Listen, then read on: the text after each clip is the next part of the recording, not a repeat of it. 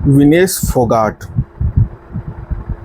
Olympic में final में पहुंची। कुश्ती प्रतियोगिता में सेमीफाइनल में एक मजबूत खिलाड़ी को हरा करके, और फाइनल में पहुंचते साथ ही भारत में ऐसा माहौल हुआ कि मानो उसने किसी पहलवान को नहीं हराया हो, उसने मोदी जी को हरा करके फाइनल में प्रवेश किया हो। विपक्ष ऐसा माहौल बनाने लगा था। नमस्कार दोस्तों, मैं अमित कुमार और आपका बहुत बहुत स्वागत करता हूं अपने YouTube चैनल पर। दोस्तों, पेरिस ओलंपिक 2024 चल रहा है। चल तो रहा है, 142 करोड़ की आबादी वाले देश के द्वारा भी उसमें प्रतिभागी भेजा गया है, लेकिन क्या फ़ायदा है? छोटा छोटा देश तंजानिया, इंडोनेशिया, हमसे 1/4 आबादी रखने वाला अमेरिका, ऑस्ट्रेलिया, स्विट्ज़रलैंड, रसिया 25 गोल्ड मेडल जीत चुका है, और हम लोग कल नीरज चोपड़ा जी ने एक सिल्वर मेडल जीता। थोड़े से कारणों से वो चूक गए, बहुत खुश। नीरज चोपड़ा सिल्वर जीत लिए। अरे शर्म करो यार, शर्म करो। हम लोग 15 करोड़ की आबादी पर एक खिलाड़ी पैदा कर रहे हैं, और 5 लाख की आबादी पर अमेरिका एक खिलाड़ी पैदा कर रहा है। कहाँ हो? 2593 करोड़ रुपया हमारा खेल बजट है भारत सरकार का, और लाखों करोड़ों रुपया का खेल बजट अमेरिका और दूसरे कंट्री के चाइना का है। भैया, हम लोग बात बहुत बड़ी बड़ी कर लेते हैं। बोलेंगे तो बोलोगे कि अधार्मिक हो गए हो, कम्युनिस्ट हो गए हो, कांग्रेसी हो गए हो। बहुत तरह की बात और बहुत तरह का लांछन लगने लगेगा।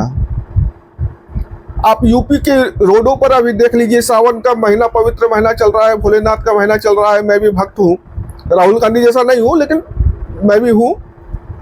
छोटे छोटे बच्चे कांवर लेके चल रहे हैं, लेकिन वही माँ बाप को अगर बच्चों को बैडमिंटन के ट्रेनिंग सेंटर पर भेज दे, नहीं भेजेंगे।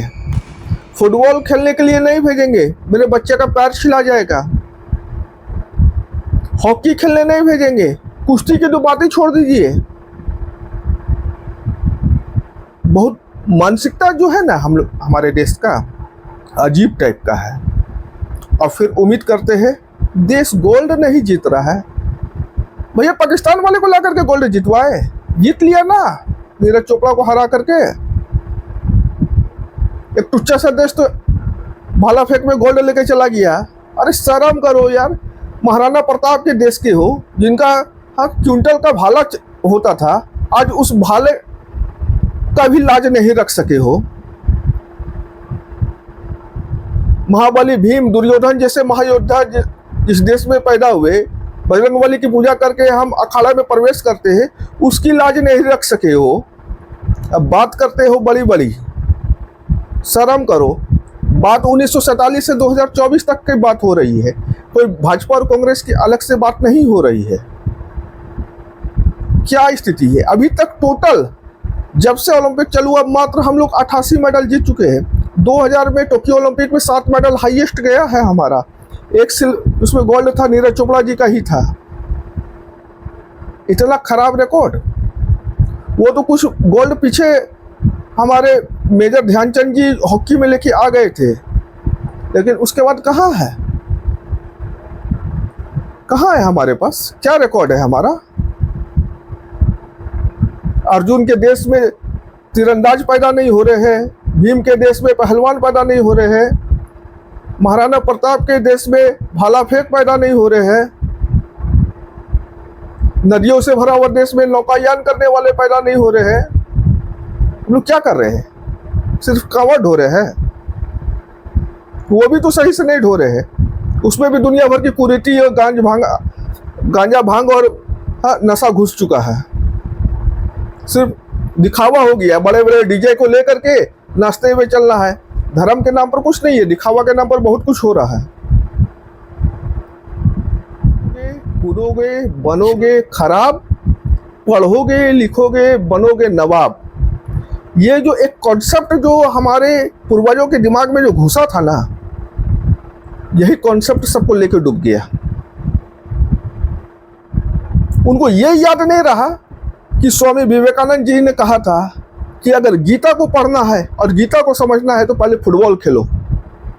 पढ़ लीजिएगा स्वामी विवेकानंद जी की जीवनी।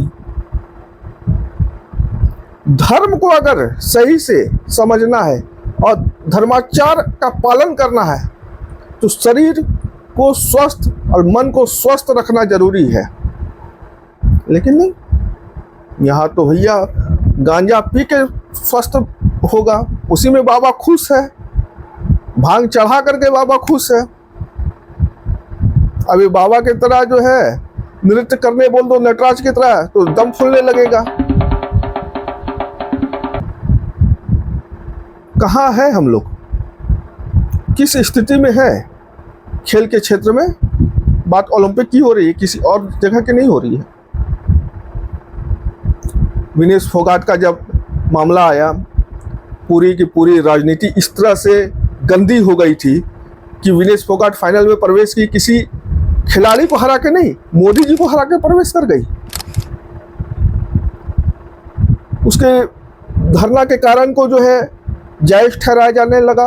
अरे जो हुआ था धरना में वो ब्रिजभूषण सिंह और विनेश फोगाट को पता है, किसी को असल बात पता नहीं है। वो अपनी जायज मांग को लेकर धरना पर थी, मांग का जो भी हुआ निपटारा हुआ।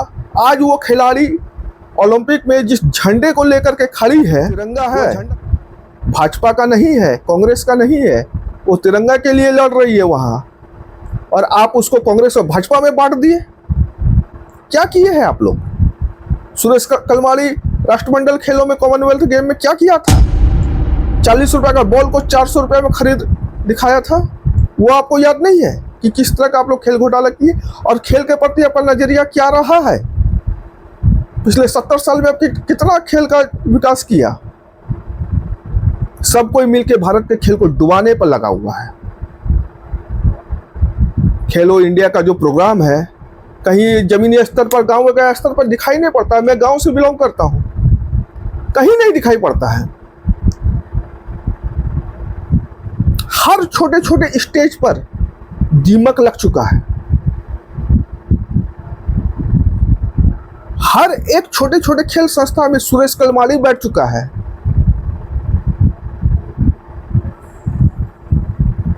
हमें डाल पर बैठा उल्लू, अंजामे गुलिस्ता क्या होगा? बस यही स्थिति है।